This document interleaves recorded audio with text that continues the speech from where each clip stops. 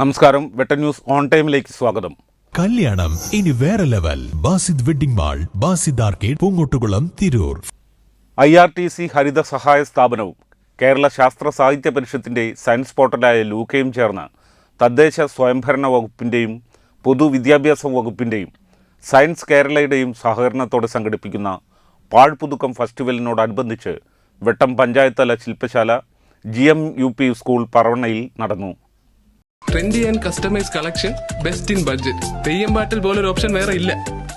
ലോക പരിസ്ഥിതി ദിനമായ ജൂൺ 5 മുതൽ ലോക പ്ലാസ്റ്റിക് രഹിത ദിനമായ ജൂലൈ 3 വരെയുള്ള കാലയളവിലാണ് ഈ സവിശേഷ പരിപാടി സംസ്ഥാനമാകെ സംഘടിപ്പിക്കുന്നത്.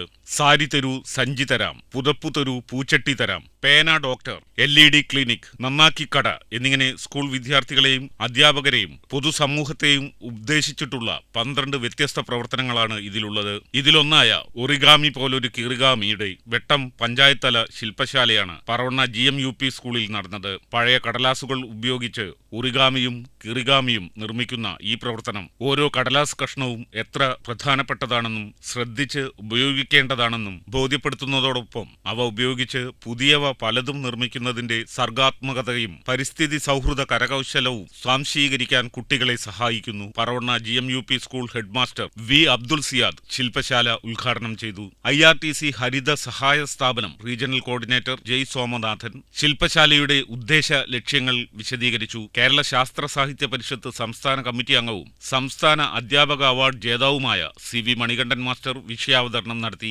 വെട്ടം പഞ്ചായത്തിലെ വിവിധ സ്കൂളുകളിലെ അധ്യാപകർ പങ്കെടുത്തു. മലപ്പുറം ജില്ലയിലെ IRTC കോർഡിനേറ്റർമാരും പങ്കാളികളായി. IRTC ഹരിത സഹായ സ്ഥാപനം മലപ്പുറം ജില്ലാ കോർഡിനേറ്റർ സുദീഖ് ചേകവർ CK സ്വാഗതവും വെട്ടം പഞ്ചായത്ത് കോർഡിനേറ്റർ സന നന്ദിയും പറഞ്ഞു. വെട്ടം ന്യൂസ് പറവണ്ണ.